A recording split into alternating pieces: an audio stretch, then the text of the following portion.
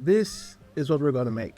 It's a classic 2D fighting game character selection screen with the splash art, the art, and the name changing based on who you're hovering over. I will be using the assets from my game, Puzzled Souls, to make this, but you can use your own. Let's get started. The character selection consists of a few layers. The first layer is going to be a struct. So we're going to get us struct, right click, go to blueprint, and then structure. Let's call this S underscore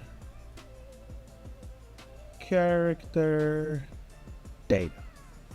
Okay, save, and then let's open it up. Okay, so this is where we're going to put all the information we want from the character. So the first thing we're gonna need is a character name. Let's change this one to character name. And let's make it a string. And then next up, we're going to get another variable and we're gonna call this one portrait. And let's make this a texture 2D object reference. Let's click on it and it got it.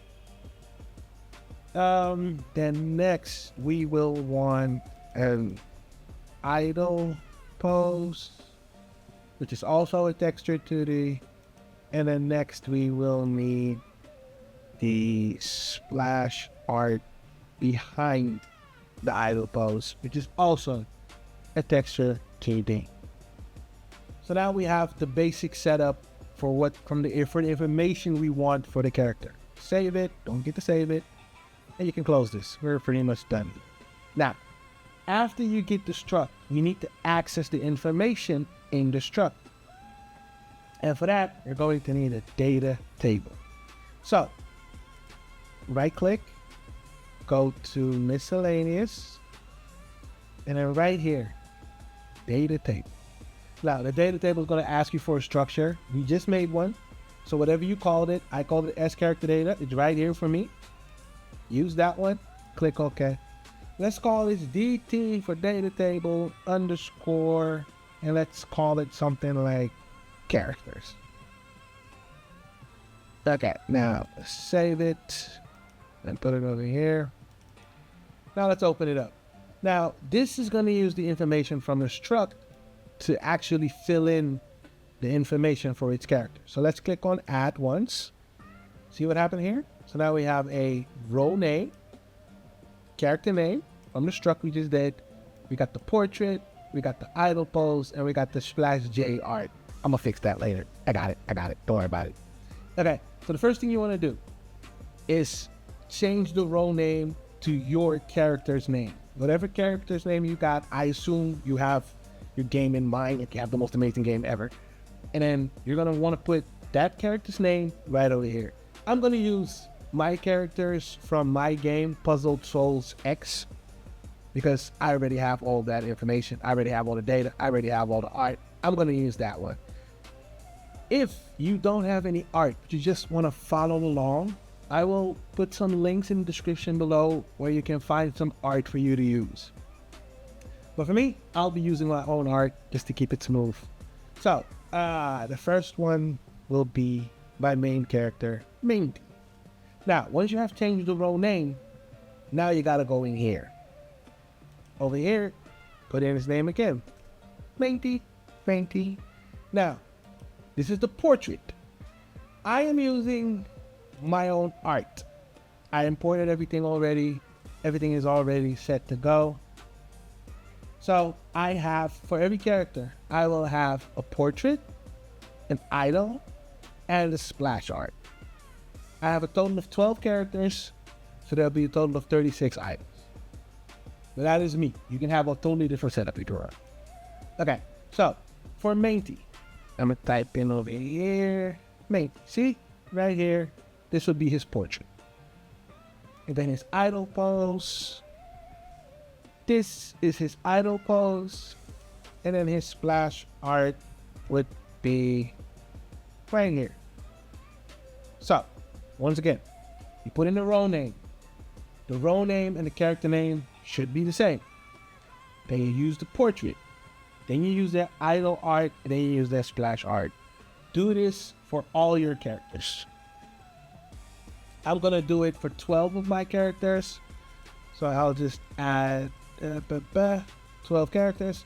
I'm gonna go through each one and add all my characters. I'm gonna rush through this. I'll see you in a second.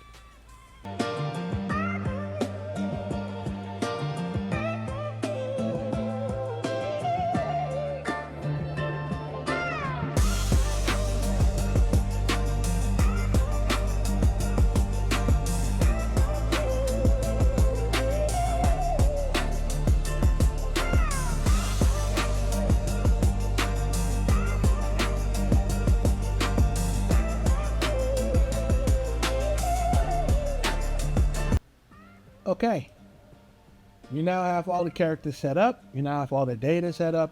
We're good for this part. Now, let's move on to the next one.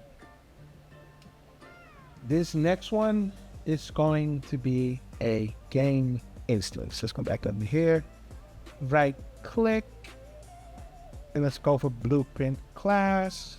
And then over here in all classes, type in instance, scroll down, game instance, select it. Let's call this, oh, I don't know what just happened. No. We're not done naming it. Let's go. Let's call this BP underscore game instance underscore, well, we're doing a character selection, so let's call it selection. Okay, don't forget to save. Now, for the game instance to work, we need to put it into the project settings. So go to project settings, go to maps and modes, and then over here at the bottom, game instance class, choose your BP game instance selection. Once you've got that, you can close this. Now let's open it up. Now, with the BP game instance open, we're gonna need a variable. The main thing the game instance is going to need is the player one character role name. And let's make the type a name. Compile and save. Now, the reason we're using a game instance is because a game instance can keep the information between levels. It's like a weak save point type thing. That's why we're using a game instance. Now that we have the variable we need, we're going to create a function. And the reason I like using functions is because they keep everything clean and organized. So we'll call this function get character data. Compile, save, always compile and save. Get the character data. Let's make sure this is a pure. Make sure this is a pure function so we don't have to get any pins connected to it. Now, on the input, give me one input. And then let's call this input role name. And make it a type name. There we go. Okay, now we're going to give it two outputs. The first output, let's call it char data or character data. And let's make it a S character struct. The struct we just made, the S character data struct. That's the one you want to have. Now let's give it another one. And let's call this one B capital F found. And let's make this one a boolean. File and save. So what we want to happen here is we want to find the role name you put into the struct, so the character's name. Then from there, you want to get the character data. But before that, you want to make sure the data is there. So you want to make sure it's found. Having a safeguard is always a smart thing to do. Now, let's start filling in this function. The first step is we're going to get a get data table row. That's what you want to get, the bottom over here. Get data table row. Yeah. Okay, now the row name is going to go into the row name. And the data table we're going to use is DT characters. Now, this is going to give us two pins right here, row found and row not found. We're going to put one return node over here, duplicate it, and then one return node over here. So each output is going to have a return node. Now, for the row found, I'm going to connect it, and the out row is going to go into the char data, and we're going to put it to true. We're going to put the found to true. And for the row not found, char data is empty, and the found is going to be false. Yeah? So this is what you should have right now. Okay. Compile and save. You can close this for now too. Okay. Now we're going to go to the next one. And the next one is going to be very simple. We're going to make levels. So the first level we're going to make is a level, let's call this main menu. So let's double click and open it up. Save it, of course. It's not over here in the main level. Let's get a camera. Get a camera actor, put it into the level, center it, make it orthographic, scroll down a little bit, constrain aspect ratios, let's turn that off. The reason we're turning it off is because if it stays on, it's gonna mash your UI together, which is just ugly. You don't want that. And then auto activate for player 0. Save this. And then next up, we're gonna make a game mode. So blueprint class, open it up, game mode base right here. Choose this one. Let's call it game mode underscore main menu. Save it. Now, we're in the level main menu. We're still over here, right? We're gonna go to the world settings, and we're gonna go game mode override, and we're gonna go game mode main menu. Then we're gonna set the default pawn to none. Save that. Then we're gonna open up the game mode main menu. This is open up. We're gonna go to the event graph. We don't need the event tick. So what we wanna do over here is we wanna create widget. That's what we don't wanna do. And the widget we're gonna create is the main menu widget. You haven't made it yet, but we're just setting it up right now.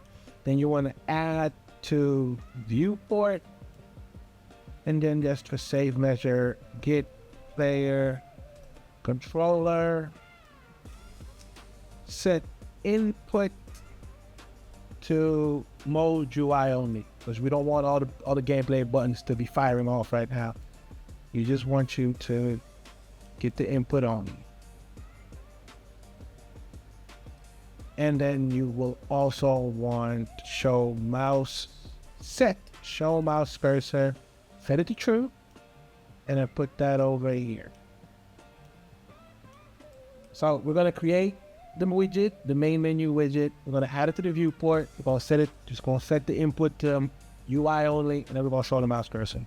Save this. It's gonna say, no, that's not cool because we haven't set anything here yet. We'll be back for this, so just leave it open. Then next up, we're gonna make the next level. So go back, get another level. Let's call this level underscore character selection. Save it. Open it up. We're now in the character selection. So in the character selection, drag in another camera. Center the camera. Change it to orthographic. Uncheck aspect ratio and auto activate the player. Put that on 0. Right. Then we're gonna get us another game mode. So blueprint class, game mode base. Let's call this one game mode underscore character selection. You can save again. I save a lot in case you haven't noticed. Sometimes things crash and yeah. So let's go into the world settings of level character selection. Put the game mode to game mode character selection, default pawn, put it on none. Go back to the details, save it. Now open game mode character selection, then go to the event graph. You can erase the event tick. Now you can just go to the game menu, to the game mode main menu, and just copy this. Just copy, and then just Control V it over here, just paste it in over here, because we're doing the exact same thing. The moment this level opens, we're just gonna bring up the UI we need. We're gonna bring up the widget we need. Same thing. We haven't made the widget yet, so we'll be back for this later. Okay, so now we have the 2 levels set up. Let's make sure we just go back to the level main menu, because that is our main thing. So now that we have the 2 levels set up, next up, we're gonna go to the widgets we actually need. Yeah. So let's make these widgets. Let's right click, go to user interface, widget blueprint, user widget. Now let's call this WBP underscore main menu. Let's do the main menu first. Okay. Now with the main menu, let's open it up. And now that we've made it, we can actually go to the game mode main menu. And then over here, WBP main menu. Now we'll save. And we're good to go. So the moment this level opens up, the moment the game mode main menu levels opened up, we're going to create the widget for the main menu. We can now close this. We're done here. Okay. Now, in the main menu, first things first, we want a canvas panel. Now, we're going to make this very basic. You can follow some other tutorials that have a way better way of explaining how to make a really cool looking UI. But we're just going to get the basics. So, we're going to want an image after the canvas panel. Drag this into the canvas panel. The image, anchor it. Put it over here, this one. Bottom right. Click it, then offset right to 0. And click all bottom to 0. This fills in the whole page now. Now, just for, because this is way too bright, we're going to darken it up a little bit. Let's put it right over here. Okay, so now we have a dark main menu. Okay, so now that this is here, you want to make sure that the image, the Z order for the image, put that on -5. Almost forgot to do that. This pushes it way back just to make sure that it doesn't collide with any other elements in your UI. Next up, let's get a button. Let's drag the button into the canvas panel, drag another one, and then just for fun, let's get a text box and drag that into the canvas panel as well. And just to be sure, let's drag in a text box into the first button and a text box into the second button. Okay, now we're gonna take the text block and the one that's not inside the buttons, and we're gonna call this one text underscore main menu. Doesn't have to be a verb. This one is just to tell the people like, hey, you're over here right now. Okay, let's drop this down a little bit. Like, yeah, right around there should be enough. 120 should be good enough. Let's size it to content. Let's make the text here main menu.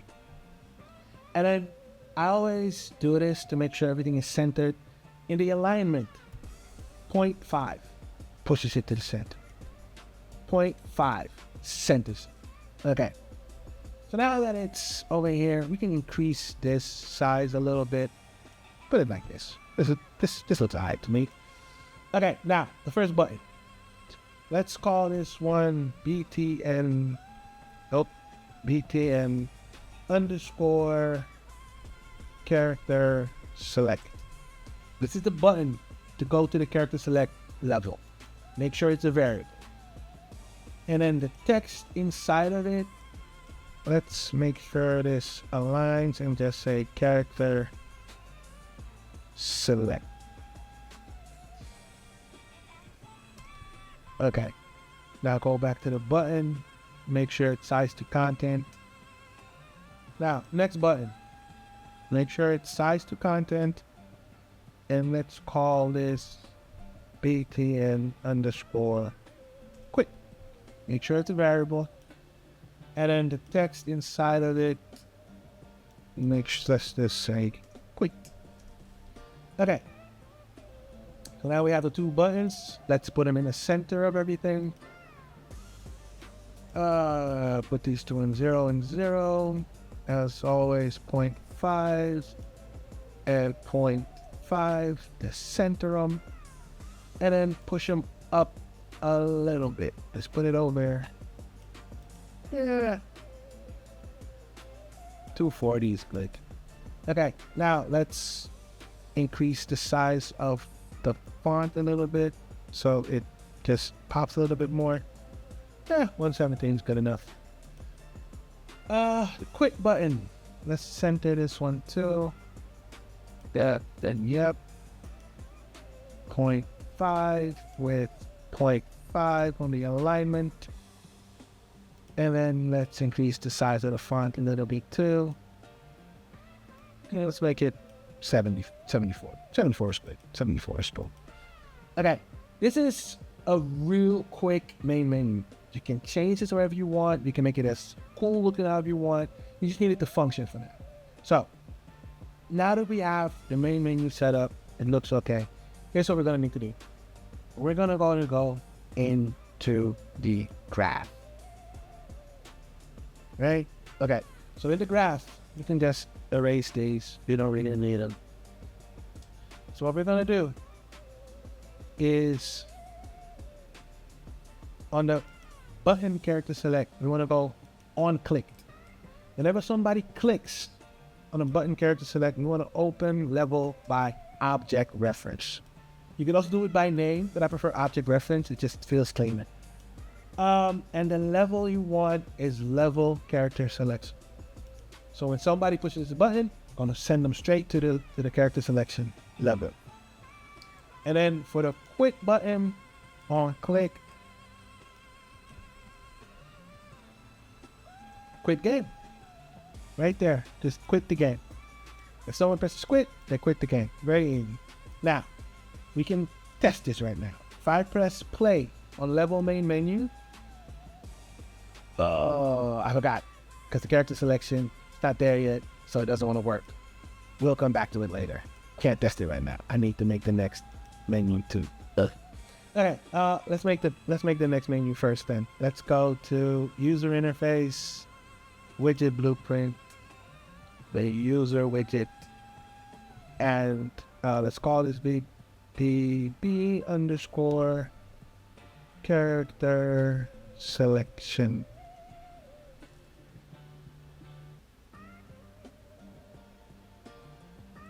Okay, let's open it up.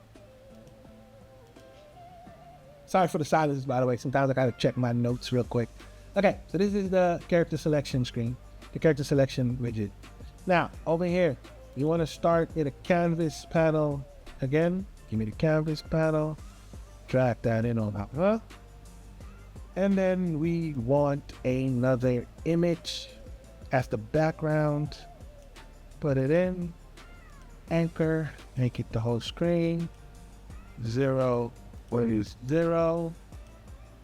Z order -5, and then color and opacity, drop that down to the dark, not complete dark, just dark enough. Yep, right there. Okay. And then we're gonna drag in the character select, we're gonna drag in a great. Yeah. A uniform grid panel. Drag that into the canvas panel as well. And let's center this. So it's clean, simple. Put it in the middle as always, 0.5 with 0.5 on the alignment. And make sure it's sized to content. Okay, now that we have this set up, we can actually go back into the game mode character selection and choose our WBP character selection. Now we can close this. Okay, now we have everything set up. So now we should be able to check the level menu. Let's press play. Oh, here we go. Main menu, character select. We can hover over it. If I press quit, we're out. Let's press play again. Now if I press character select, this is the character selection screen. Nothing here yet because we didn't do anything yet. But for now, we're good. There's no bugs, no problems. We should be good by now. Yeah? Check if you're good too. If you're not good, go back and fix it. If you're good, let's continue on, people. Let's continue now. Okay. So now we're at the character selection screen. For the character selection screen, we're going to need a very simple, we're going to some variables. Yeah, I'm going to some variables. So let's go to the graph. We're going to need some variables. The first variable we're going to need is right here. We're going to go with selected row name. So this is going to be the character you've chosen. This is going to be the character you've chosen. Let's get rid of this stuff. Okay. Now, let's get a event on initialize. I prefer using this one because it's the moment this thing gets called, this starts. Okay. So, on event initialize, you want to get a get game instance. And the game instance you want to cast to the game instance you made. So for me, it was BP game instance selection. Cast to that one, set it up. And then we're gonna get a get data table row names. So not this one. We want the names right now. So get data table row names. Connect that, and then the data we want is the DT characters, right? So now that we have that, and then the next step is a for each loop. For each loop. So connect the out row to the for each loop. So now, what this for each loop is going to do is going to go through each and every character in the data table row names and give each one an index number. So the first one would be your first character you name. Second one, second character you name, also on the side. Okay. So now, in this loop body, we're going to get the row name right here. This thing right here. So this, like I said before, this finds every character you name. So this now becomes the row name, right? Okay, so first we're going to need, from the character data, we're going to need the get character data. Because we stored it over there, remember? So we can move between levels. So the character data from the game instance is going to connect to the row name you found from the data table. Because this found it over here, it's going to get over here. Okay, so now what you want to do, right? So you're going to go over here, and right over here is break as character data. If it's not there, just type in break, and it should appear. Okay, so right now, you've gotten access to the very information of every single character in the game. All of them, right here. Character data, portrait, idle pose, splash J art. I gotta fix that, I really do. I'll get to it later.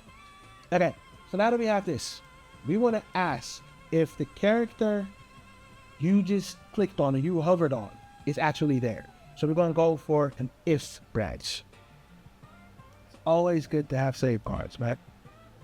Now, this if guard is very simple. If it is there, what I want you to do is create a widget. Yeah, create a widget. So the widget we're gonna create is the character portrait widget, but we haven't made it yet. So we'll come back to this later. We'll come back to this one later. But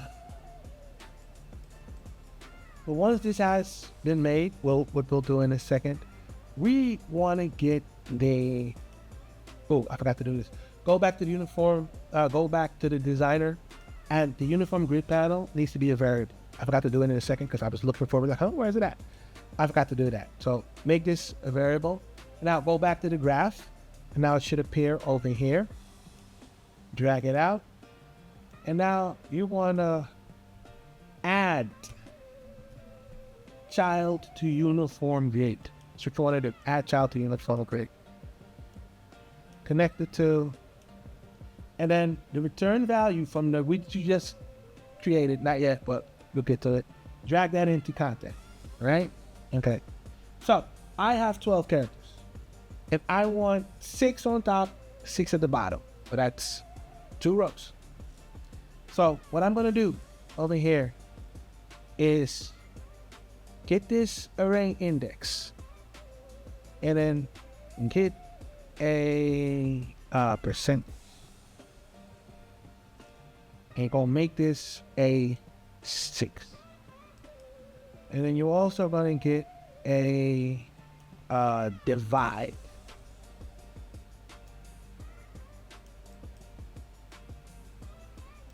And you're gonna get that on 6. So what's gonna happen is very simple. You have 12 characters. Divided by 6, you get 2. Which means you get 2 rows. And in the percentage, you have 6. And you're gonna get 1 for each column. You get 2 for each column, my bad. Yeah. Right? So then, what you want to do is we're gonna give me a second. Hold up. Yeah, the percentage goes into the columns, and the divide goes into range. Okay. Now, let's drag these 2 up here because they're going to get in the way in a second.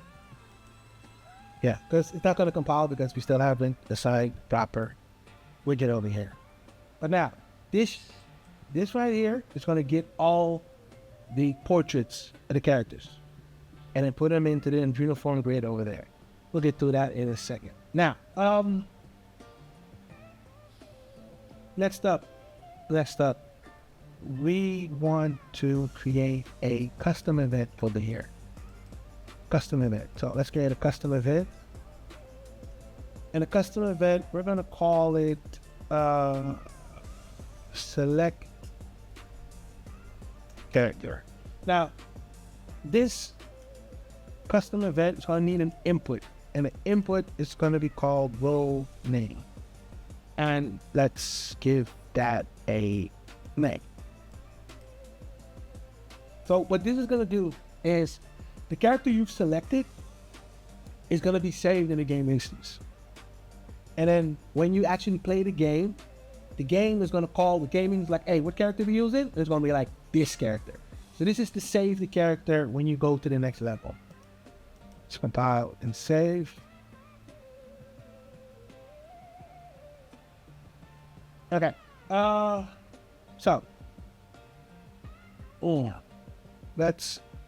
forgot. The selected role name needs to be a name as well. I don't know how I missed that, but sorry about that. So, drag out the selected role name, turn it down, go over here, connect it to. So, selected role name equals the role name. Then, we want to get game instance because we need to connect to the game and then cast to game instance right here. Connect that, And then from here, we're gonna put the set P1 character row name. We're gonna set it, and that's gonna be the same as the selected row name. And then at the last part, we're gonna open level by object reference. And right here is whatever game you're making, this is where you open it. This is where the actual gameplay happens. This is where you put that. And then you just have to call the selected row name from there and you're good to go. So with this now set up, we're gonna go back and we're going to make the actual character portrait. Okay, this is gonna be a widget as well. Now, this widget is gonna be for one selectable character, and it's gonna use all of them. Trust me, it's gonna be good. User interface, widget blueprint, user widget. Let's call it WBP underscore character portrait. Let's save it. Let's open it up. Okay. So over here, first thing you want to do is get a size box, because we want to make sure all the portraits have the exact same size so this thing looks uniform, it looks cohesive. Okay. Now, I played around with this a little bit, and I think 124 by 124 gives us a good decent size. You can change it over here to whatever size you want, make it bigger, make it smaller, you're good, whatever size you want. Now, what I need for you to do over here right now is, next, we're gonna get a overlay. Yeah, we're gonna get an overlay. Now, in this overlay, we're gonna get a button, and we're gonna get an image into the overlay. Now, the overlay basically means exactly what you think it means. It just puts two things on top of each other. The one at the bottom is the one on top. It's weird, but it works.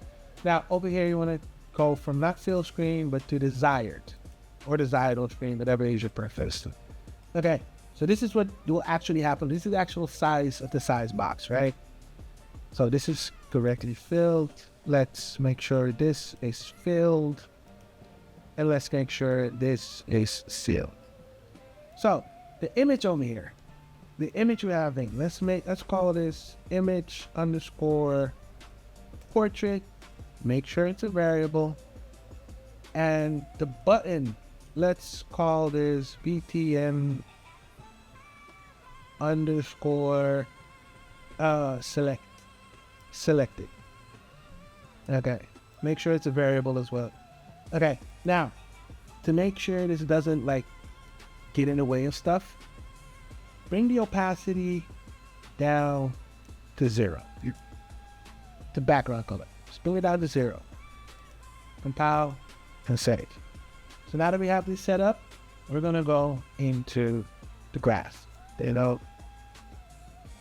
We can erase the event tick and the event pre-construct. Okay. We're gonna need a few variables here. So the first variable we're gonna need is a row name. And let's make that a type name. Then we're going to need a portrait texture. And let's make sure this is a texture 2D. And I'm not gonna use it, but if you want, you could put the character name over here. You would just have to make sure it's a string, and then you should be good to go. And there's one more variable I want over here. This will be the parent reference. So the parent reference, this is going into the character selection. We're gonna want to get a reference to the WBP character selection.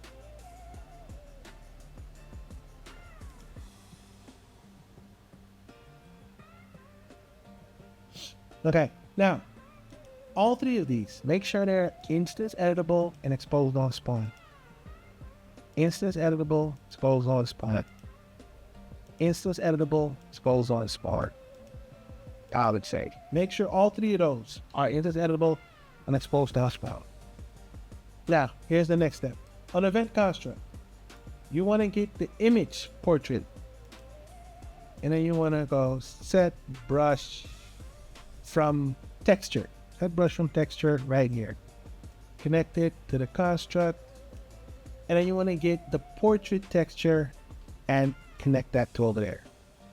So whenever this thing is called, whenever this widget is created, it's going to use the portrait texture to fill in the image.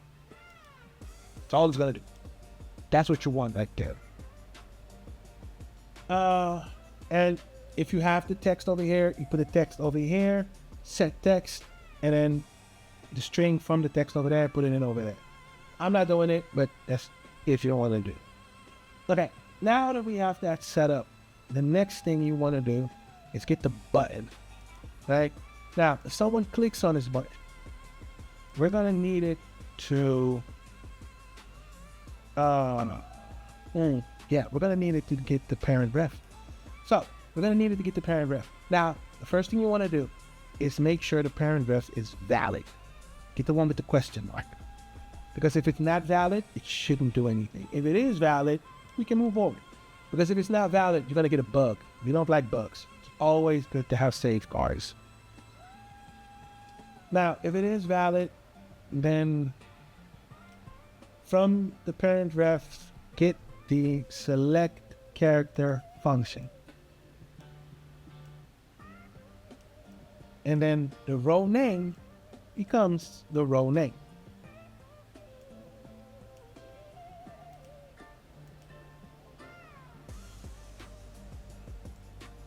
This is what you should have right now. This is what it should look like. It's the same, you're good to go. Okay, now let's go back to the character selection widget and look for error right here. So over here, when we constructed the widget, we never set it. So now we're going to set it. We're going to go character portrait right here. And now if you compile and save, you can actually save. So the row name is going to come from the for each loop. That's going to be your row name. The portrait is going to come from the break data we have over here. And the parent ref, you want to get a reference to self right here. And that is going to go to the parent ref. Compile and save.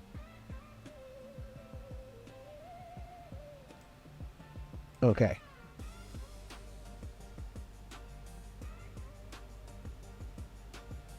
Now, time for the moment of truth. Let's see if this works. Let's press play on main menu. Quit. We get out of it. Let's play. There we go. We have all the characters we need right there. See? 12 characters. 10, 1, 2, 3, 4, 5, 6. Go down. That's another 6. We got them all. And all of them different. Now, for example, if I click on this, we end up over here. We end up in the level where the gameplay actually happens. That is the goal. Okay. So now that we have this set up,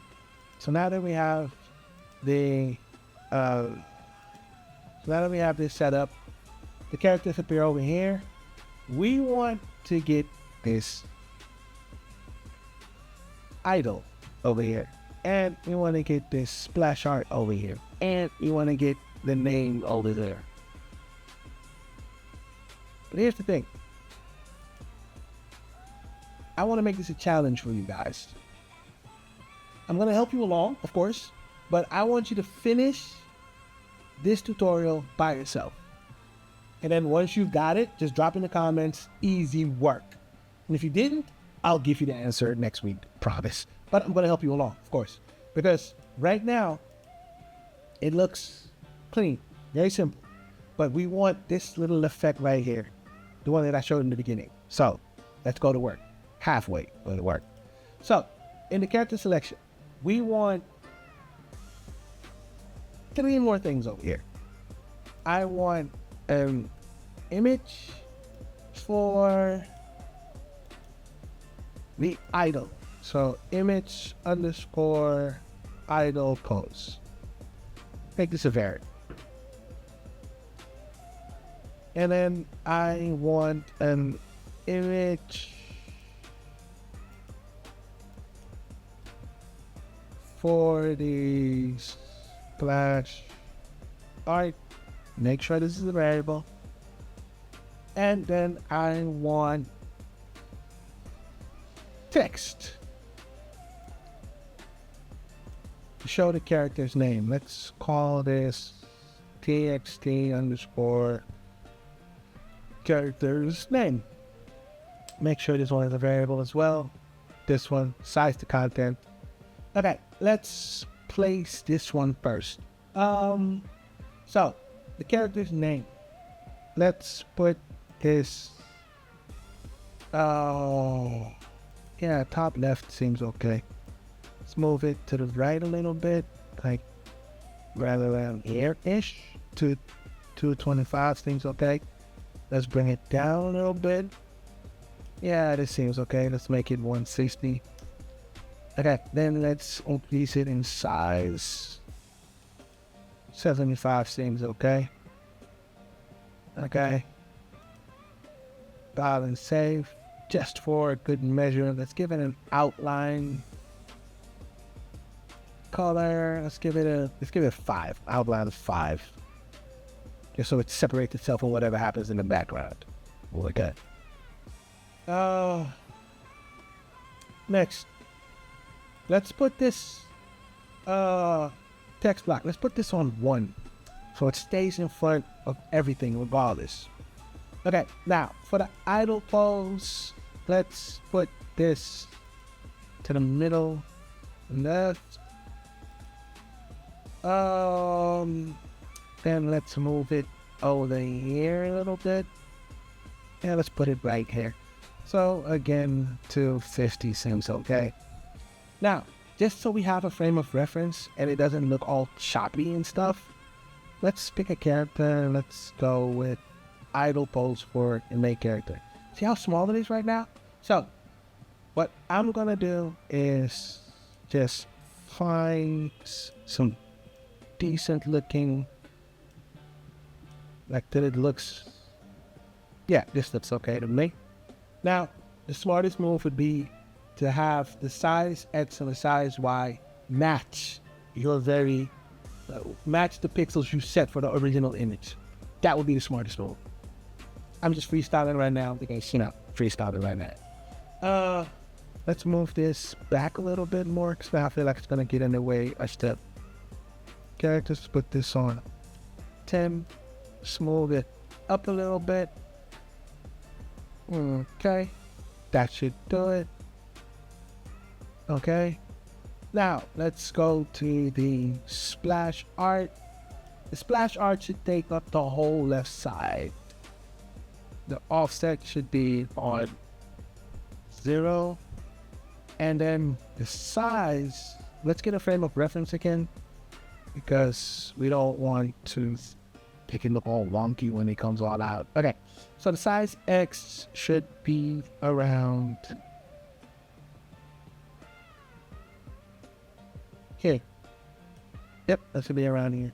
Okay, now what you want to do for the color and opacity, drop this down to about what, 40.4. 0.4 seems like a decent place. Now also drop the Z order to -4, which pushes it behind this image. So it's text block is on top. That's number 1. The idle will be 0 and the splash art will be -4. So that's a clear hierarchy of visual presentation. Always a smart. Okay. So now that those three are set up, we want to be able to change this, this, and this based on whoever you hover on. Okay. So now that we have it set up, we're going to make a custom event. We're going to make a custom event in character selection over here. Yeah, we're going to make a custom event in character selection. And we're going to custom event, add a custom event, and we're going to call it update splashing idle. I like that. Update splashing idle. Okay. Okay, now that this has been set up, we're going to give it an input.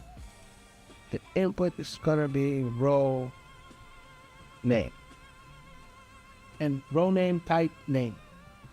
Compile and save.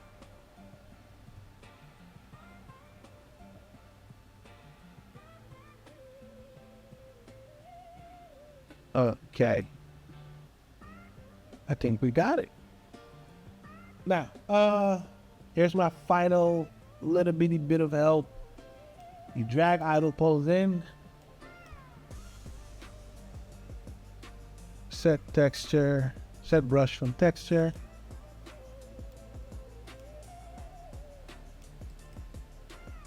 Drag the splash art in. Set brush sun texture.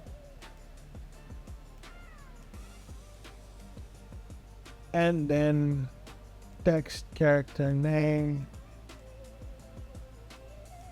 Set text.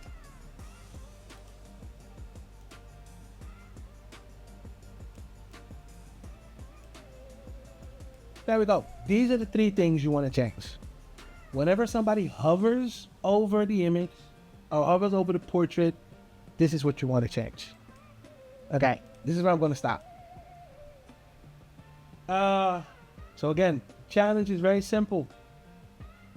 I want you to finish this so that the artwork and the name changes based on who you're hovering over. Drop in the comments, easy work if you got it. And if you didn't, come back next week and I'll tell you how to do it. Because I don't want to be complete, I hope this helped. And I really hope you can use this to make an amazing game. And I would love if you showed me what your final version looked like. I would love to see it. I'm going to go back to work on my own little game right now. Puzzle Souls X, coming soon. Thank you for watching. I'll see you next week. But before I forget, like, subscribe, and hit that notification bell. I always forget that stuff. Peace.